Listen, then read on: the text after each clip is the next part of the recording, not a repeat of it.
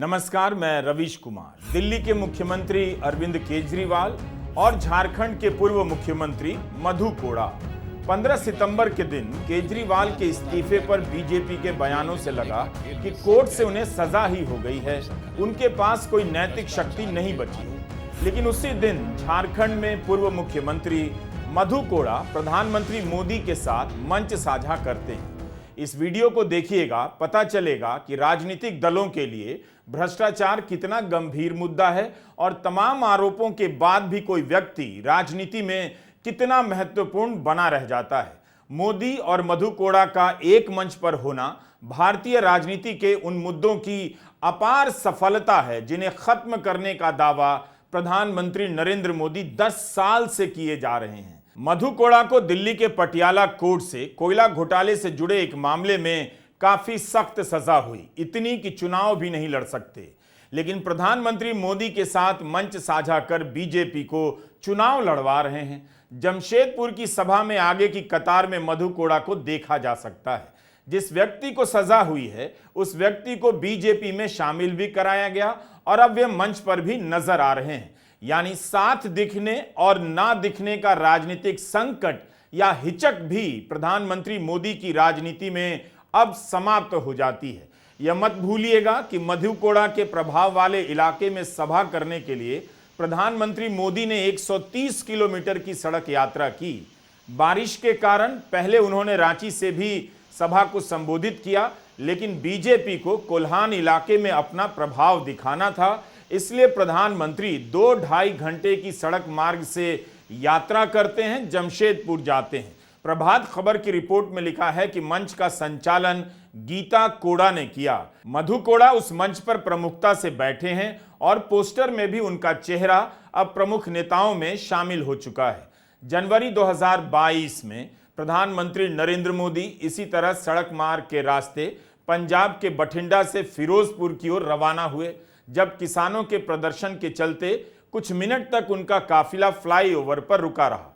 उस समय रास्ते की लंबाई को देखते हुए सवाल उठाया गया था कि क्या सड़क से इतना लंबा सफर करना तर्कसंगत था। इस बार भी प्रधानमंत्री ने उतना ही लंबा सफर किया। बीजेपी ने मधु कोड़ा पर कई बार 4000 करोड़ के घोटाले के आरोप लगाए हैं। बल्कि भरी संसद में अमित शाह जब यूपीए के समय का भ्रष्टाचार गिनवा रहे थे तब मधु कोड़ा का नाम लेते हैं। अमित शाह कितने जोश से भर जाते हैं तब शायद उन्हें पता नहीं होगा। एक दिन ऐसा भी आएगा जब उन्हें मधु कोड़ा को बीजेपी में शामिल करना होगा और प्रधानमंत्री को मधु कोड़ा के साथ मंच साझा करने के लिए 100 किलोमीटर से भी ज्यादा का सफर सड़क मार्ग से करना होगा। मधु कोड़ा घोटाला किसने किया? फायर प्रॉन सबमरीन घोटाला किसने किया? और कांग्रेस अध्यक्ष की यात्रा का भी घोटाला किसने किया? अब साहब इनके पास नाम बदलने के अलावे कोई रास्ता नहीं रहा है। बीजेपी के नेताओं के कई भाषण मिलेंगे जिसमें वे मधु कोड़ा के भ्रष्टाचार को लेकर कांग्रेस और विपक्षी गठबंधन पर निशाना साधते हैं। गडकरी का एक बयान छपा मिला कि मधु कोड़ा को सीएम बनाने वाले हमें राजनीति ना सिखाएं। जिस मधु कोड़ा पर हमला कर बीजेपी खुद को ईमानदार बताती रही, उस मधु कोड़ा को बीजेपी ने शामिल करा लिया, टुकड़ों टुकड़ों में शामिल कराया ताकि हंगामा ना हो कि 4000 करोड़ के घोटाले का आरोपी उनकी पार्टी में आ गया। मधु कोड़ा की पत्नी गीता कोड़ा इसी फरवरी में बीजेपी में शामिल हो गई। 2019 में गीता कोड़ा को कांग्रेस ने टिकट दिया और वे सिंहभूम से चुनाव जीत गईं लोकसभा का। 2018 में दोनों पति पत्नी कांग्रेस में शामिल हो गए थे। 2019 के लोकसभा चुनाव में मधु कोड़ा गीता कोड़ा का प्रचार संभाल रहे थे। अब यह खबर इसी साल मार्च की है कि मधु कोड़ा बीजेपी के नेतृत्व से मिलने दिल्ली जा रहे हैं। प्रभात खबर ने अपनी रिपोर्ट में लिखा है और हम उसी का हिस्सा पढ़ रहे हैं कि बीजेपी में गीता कोड़ा को शामिल कराने के बाद मधु कोड़ा की बीजेपी के शीर्ष नेतृत्व से मुलाकात नहीं हो पाई थी। इस दौरान गीता कोड़ा को चाईबासा संसदीय क्षेत्र से पार्टी का अधिकृत प्रत्याशी भी घोषित कर दिया गया। चुनाव में क्या रणनीति होगी, इस पर भी राष्ट्रीय नेतृत्व के साथ दिल्ली में मधु कोड़ा बात करेंगे। सांसद गीता कोड़ा के बाद मधु कोड़ा के भी बीजेपी में शामिल होने की तैयारी चल रही है। तब से खबरें चल रही थी कि मधु कोड़ा बीजेपी में शामिल हो चुके हैं, होने वाले हैं, मगर आधिकारिक नहीं किया गया। फरवरी का बाबूलाल मरांडी का बयान है कि गीता कोड़ा पार्टी में आ गई हैं तो मधु कोड़ा भी हमारे साथ होंगे। जब इशारों में मधु कोड़ा को बीजेपी की ओर से स्वीकृति मिलने लगी तो फरवरी में ही क्यों नहीं पार्टी में आ गए? क्या इसलिए कि लोकसभा चुनाव के दौरान भ्रष्टाचार का मुद्दा बीजेपी पर ना चिपके? खैर, इससे भी पर्दा हट गया। इस साल अगस्त में बाबूलाल मरांडी और चंपाई सोरेन की मौजूदगी में मधु कोड़ा बीजेपी में शामिल हुए। एक लोकल चैनल को मधु कोड़ा ने बयान भी दिया कि वे बीजेपी के विधायक रहे हैं और इसी के साथ अपने पुराने घर में आ गए हैं। सवाल है कि मधु कोड़ा को किश्तों में क्यों शामिल कराया गया? क्या इसलिए कि एक बार में शामिल कराते तो हेडलाइन थोड़ी बड़ी छप जाती, फिर भ्रष्टाचार से लड़ने का दावा भी पंचर हो जाता? फरवरी में ही शामिल हो सकते थे जब उनकी पत्नी गीता कोड़ा बीजेपी में शामिल हुई, लेकिन अगस्त में हुए आधिकारिक रूप से। भ्रष्टाचार के मामले में जीरो टॉलरेंस की राजनीति का दावा करने वाली बीजेपी ने एक और फॉर्मूला निकाला है। ध्यान से सुनिए। असम के मुख्यमंत्री हेमंत बिस्वा शर्मा ने कहा, केस किसी का बंद नहीं होगा। अब देखिए यहां अंतर क्या है। भ्रष्टाचार के आरोप में अरविंद केजरीवाल से बीजेपी इस्तीफा मांगती है और मधु कोड़ा, जिन पर दोष साबित हो चुका है, उन्हें बीजेपी में शामिल कराती है। केस चल रहा है, इसलिए केजरीवाल मुख्यमंत्री के पद पर नहीं रह सकते, लेकिन निचली अदालत में दोष साबित होने के बाद भी मधु कोड़ा बीजेपी में शामिल हो सकते हैं। क्या यह तर्क किसी भी तरह से आपको समझ आता है? यह तभी समझ आएगा जब लोग दिमाग का इस्तेमाल करना बंद कर देंगे और राजनीति को धार्मिक मुद्दों से देखना शुरू कर देंगे। अरे हमारा ये प्रदेश का सीएम है और मधु कोड़ा एक बहुत बड़ा जनजातीय नेता है, सबको सम्मान करना है हमें। हमारा पार्टी में कोई भी आ गया, लेकिन केस विड्रॉ नहीं होगा। केस जैसे प्रधानमंत्री जी ने इशू खड़ा किया है वो इशू रहेगा। हमारा पार्टी में कोई भी ज्वाइन करेगा, राजनीतिक दल का हिसाब से हम सबको लेगा, जिसका भी जनता का समर्थन होगा, लेकिन कोई केस विड्रॉ नहीं होगा, केस बंद नहीं होगा। हेमंता बिस्वा शर्मा की इस बात को याद रखिएगा कि केस जैसे चल रहा था वैसे ही चलेगा। क्या गीता कोड़ा ऐसे ही बीजेपी में आ गई होंगी? क्या हेमंत शर्मा को याद नहीं कि महाराष्ट्र के उप मुख्यमंत्री अजीत पवार के खिलाफ पुलिस ने जांच बंद की? ऐसी तमाम खबरें मीडिया में छपी भी हैं कि शरद पवार की एनसीपी को तोड़कर बीजेपी और शिवसेना शिंदे की सरकार बनाने वाले अजीत पवार और उनकी पत्नी के खिलाफ हजारों करोड़ रुपए के मामलों की जांच बंद कर दी गई है। जिन मामलों में बीजेपी जेल भेजने का दावा करती थी, उन मामलों में क्लीन चिट थमा दी गई है। चुनाव से कुछ महीने पहले अजीत पवार की पत्नी और बारामती से एनडीए की उम्मीदवार सुनेत्रा पवार को मुंबई पुलिस ने महाराष्ट्र स्टेट कोऑपरेटिव बैंक घोटाले में क्लीन चिट दे दी। कई मामलों में देखा गया है कि बीजेपी में जाते ही केस बंद होने लग जाते हैं। क्या मधु कोड़ा के केस में भी यही हो सकता है? गीता कोड़ा का बीजेपी में जाना कोई राजनीतिक पर्यटन तो नहीं रहा होगा।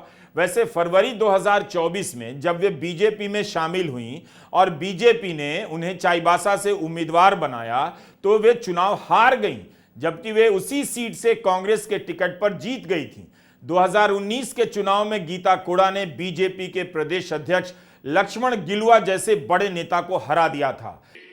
बहन गीता कोड़ा और खूंटी से मेरे साथी अर्जुन मुंडा, उनको दिया आपका वोट मोदी को मजबूत करेगा।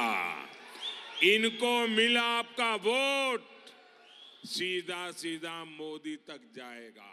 जबकि सिंहभूम में प्रधानमंत्री मोदी ने गीता कोड़ा के लिए चुनाव प्रचार भी किया, तब भी गीता कोड़ा अपनी सीट नहीं बचा सकी। प्रधानमंत्री मोदी की पार्टी के खिलाफ लड़ते हुए 2019 में जरूर जीत गईं, मगर उनके साथ लड़ते हुए चुनाव हार गईं। तो गीता कोड़ा क्यों बीजेपी में गईं?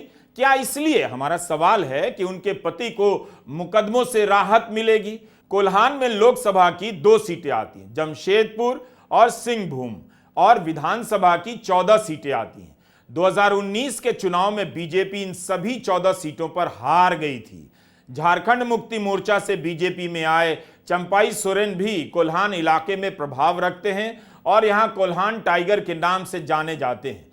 अगर विधानसभा में मधु कोड़ा और गीता कोड़ा का असर दिखता है और सीटें आती हैं, तो क्या ऐसा भी हो सकता है कि हम मधु कोड़ा को एक दोषी नेता के बाद निर्दोष, मासूम, बेकसूर नेता के रूप में भी देखेंगे? बस इसी वीडियो को याद रखिएगा। गीता कोड़ा कांग्रेस छोड़कर बीजेपी में शामिल होती हैं। लोकसभा चुनावों के दौरान मई के महीने में मधु कोड़ा दिल्ली हाईकोर्ट में एक याचिका दायर करते हैं, अपील करते हैं कि उन पर चुनाव लड़ने की जो पाबंदी है वो हटाई जाए। यह मामला दिल्ली हाईकोर्ट की जस्टिस स्वर्णकांता शर्मा की एकल बेंच के सामने है। 2017 में कोल आवंटन मामले में मधु कोड़ा को 3 साल की कठोर कारावास की सजा सुनाई गई। इस साल मई महीने में मधु कोड़ा ने दिल्ली हाईकोर्ट में याचिका दायर की कि उनकी सजा निलंबित कर दी जाए ताकि चुनाव लड़ सकें। कोर्ट ने सीबीआई से जवाब मांगा कि क्या यह याचिका मेंटेन हो सकती है, क्योंकि इससे पहले 2020 में भी यही कोर्ट इस याचिका को अस्वीकार कर चुका है। सीबीआई ने कहा कि मधु कोड़ा की याचिका मेंटेनेबल नहीं है। 2020 में हाईकोर्ट ने कहा, जब तक आप बरी नहीं हो जाते तब तक आपको चुनाव लड़ने का मौका मिलना ठीक नहीं होगा। उन्हें 3 साल की सजा मिली थी, इसलिए कानून के तहत अयोग्य ठहरा दिए गए। 3 सितंबर 2024 को इस मामले में हाईकोर्ट ने फैसला सुरक्षित रख लिया है, इसलिए मधु कोड़ा चुनाव लड़ पाएंगे या नहीं यह साफ नहीं, मगर बीजेपी के चुनावी प्रचार में उन्हें स्वीकृति मिल चुकी है। एक बार फिर से याद कीजिए, 2017 में बीजेपी के प्रवक्ता संबित पात्रा ने मधु कोड़ा पर क्या कहा था जब उन्हें सजा सुनाई गई थी। यह केवल मधु कोड़ा जी को जेल की सजा नहीं है, यह एक तरह से पूरे कांग्रेस पार्टी को कटघरे में खड़े करने के बराबर है। कांग्रेस हमसे जो पूछती थी कि आखिर किसी भी व्यक्ति को क्या सजा हुआ है, आज सजा हुआ है और यह एक तरह से स्थापित हुआ है कि किस प्रकार से बहुत बड़े बड़े घोटाले और घपलों के माध्यम से झारखंड और पूरे भारतवर्ष में गरीबों, शोषित मजदूरों और आदिवासियों के जेब को काटने का काम कांग्रेस पार्टी ने किया था। इसी 3 सितंबर को फैसला रिजर्व हुआ है, उसके आने का भी इंतजार नहीं किया गया और प्रधानमंत्री मोदी ने मधु कोड़ा के साथ मंच साझा करना शुरू कर दिया। भ्रष्टाचार के आरोप में मधु कोड़ा 3 साल जेल में रहे, जमानत पर हैं। प्रधानमंत्री मोदी तो जमानत पर बाहर आने वाले को भी मुद्दा बनाते हैं। याद कीजिए राहुल गांधी के मामले में उनका बयान कि जमानत पर घूम रहे हैं, मान ही लेते हैं कि सजा ही मिल गई है जैसे। क्या मधु कोड़ा भी दागी से बेदागी हो जाएंगे? यह सवाल सबका इम्तिहान ले रहा है, लेकिन तसल्ली के लिए आप इस खबर को एक बार फिर से देखिए। लोकसभा चुनाव से पहले इंडियन एक्सप्रेस में दीप्तिमान तिवारी की एक रिपोर्ट है कि 2014 के बाद से भ्रष्टाचार की कार्रवाई का सामना कर रहे 25 विपक्षी नेता बीजेपी में शामिल हो गए। इनमें से 23 के खिलाफ या तो मामले रद्द हो गए या कार्रवाई स्थगित है। अगस्त 2015 में हिमंता बिस्वा शर्मा बीजेपी में शामिल हुए, उसके बाद से उनके खिलाफ चल रहे केस में कोई कार्रवाई नहीं हुई है, जबकि उससे पहले उनके खिलाफ सीबीआई ने रेड की थी और पूछताछ भी। तो अब आपको हिमंता बिस्वा शर्मा के बयान का मतलब समझ आ सकता है कि बीजेपी में शामिल होने पर भ्रष्टाचार के मामले में केस नहीं बंद होता है। कितनी ईमानदारी है। क्या इसका यह भी मतलब निकाला जाए कि कुछ मामलों में केस बंद नहीं होता ताकि जो बीजेपी में आया है कभी छोड़कर जाने की हिम्मत ना कर पाए, और केस बंद नहीं होता है तो वह अंजाम पर भी नहीं पहुंचता है, जहां रहता है वहीं पड़ा रह जाता है। Do you get my point? तो यह है प्रधानमंत्री नरेंद्र मोदी का भ्रष्टाचार के प्रति जीरो टॉलरेंस, महाराष्ट्र से लेकर झारखंड और असम तक। मतलब इसकी भी चिंता नहीं कि मीडिया अमित शाह और प्रधानमंत्री के बयानों को निकाल कर चला सकता है, दिखा सकता है। लगता है इसी का भरोसा है कि मीडिया सवाल नहीं करेगा, और करेगा भी तो इज इक्वल टू की थ्योरी लगाकर इस मुद्दे की हवा निकाल देगा। आपको लगेगा ही नहीं कि इसमें कुछ भी गलत हुआ है। केवल आपको बार बार लगाया जाएगा कि जो भी गलत है, जो भी भ्रष्टाचार है, वो सिर्फ अरविंद केजरीवाल ने किया है।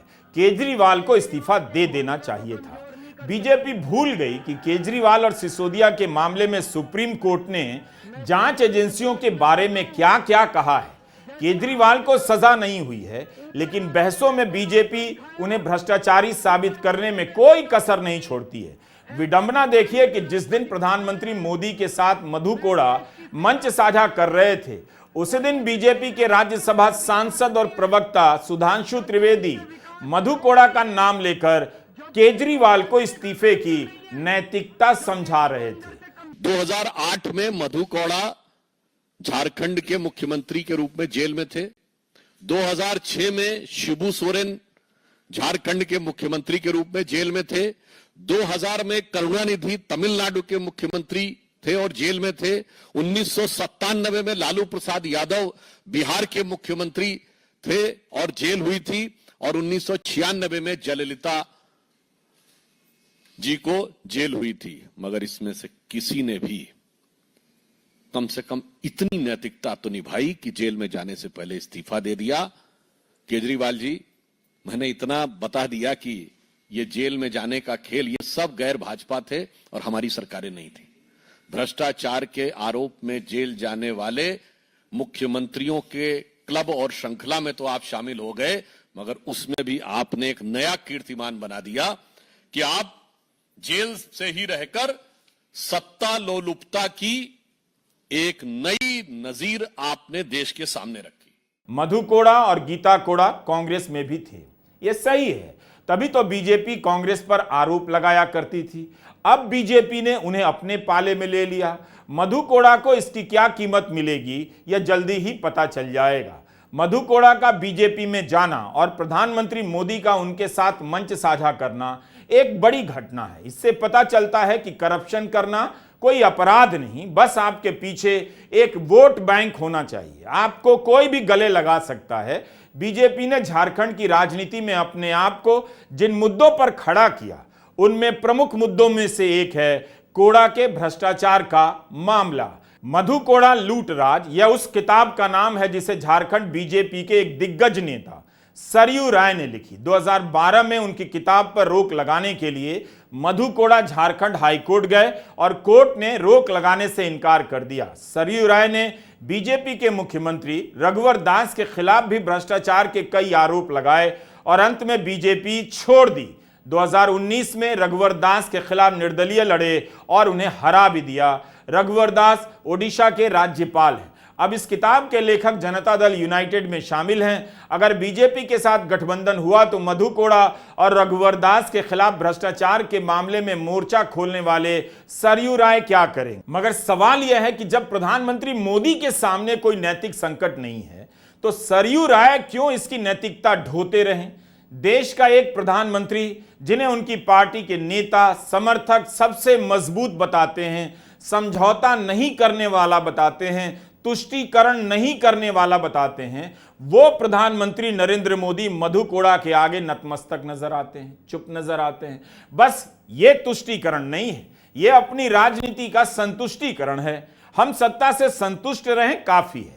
लाल किला से लेकर तमाम मंचों से प्रधानमंत्री मोदी ने भ्रष्टाचार और परिवारवाद को लेकर कितना भाषण दिया, कितनी हेडलाइनें छपी और अखबारों का जगह लिया गया। लेकिन ऐसा क्यों है कि जिस नेता को जनता ने प्रचंड समर्थन दिया, कुछ भी करने का जोश दिया, वह नेता भी राजनीति के इन्हीं समीकरणों के आगे विवश नजर आता है।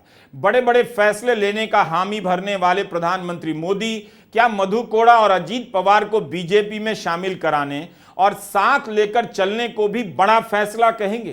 क्या ये वही नरेंद्र मोदी हैं जिन्होंने 2014 की एक चुनावी सभा में कहा था उनकी सरकार भले चली जाए मगर फास्ट ट्रैक कोर्ट बनाकर सांसदों के खिलाफ सभी मामलों को अंजाम पर पहुंचाएंगे? लेकिन अब तो इसका फायदा उठाकर बीजेपी में शामिल कराया जाता है और सजा होने पर भी बीजेपी को परवाह नहीं, मधु कोड़ा को शामिल कराया गया। हम राजनीति में शुद्धिकरण के पक्षकार हैं और इसलिए मैं देशवासियों को आज वादा करता हूं, गुरु गोविंद सिंह जी की इस पवित्र भूमि से वादा करता हूं कि सरकार बनने के बाद हिंदुस्तान में किसी भी दल के क्यों न हो, जितने विधायक होंगे, जितने सांसद होंगे और जिन पर अगर कोई भी गंभीर आरोप होंगे, उन पर अगर कोई केस चलते होंगे, तो हम साल भर के अंदर अंदर स्पेशल कोर्ट बिठा करके राजनीतिक अपराधियों को सबसे पहले न्याय करेंगे, सजा दिलवा देंगे। भले उपचुनाव हो जाए, एक साथ शुद्धिकरण हो जाएगा भाइयों। मधु कोड़ा और गीता कोड़ा दोनों अब बीजेपी में हैं। मधु कोड़ा में भ्रष्टाचार भी है और परिवारवाद भी है। जिन दो मुद्दों को लेकर प्रधानमंत्री नरेंद्र मोदी ने अपने भाषणों में प्रमुखता से उठाया, उन्हीं मुद्दों से वे मात खाते नजर आ रहे हैं। इसके बाद भी प्रधानमंत्री मोदी भ्रष्टाचार को लेकर झारखंड मुक्ति मोर्चा को लूट का पर्याय बताते हैं। जमशेदपुर के जिस मंच से वो ये बात कह रहे थे, उसी मंच पर मधु कोड़ा बैठे थे, जिन पर बीजेपी कभी 4000 करोड़ की लूट का आरोप लगाती रही। मजबूत निर्णय लेने वाले प्रधानमंत्री मोदी ही ऐसा मजबूत तर्क दे सकते हैं जो आप सुनने जा रहे हैं। कांग्रेस स्कूल ऑफ करप्शन,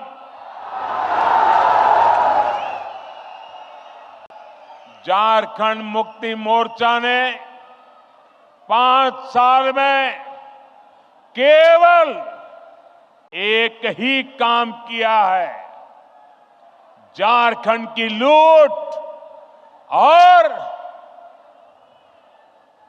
चारों तरफ भ्रष्टाचार।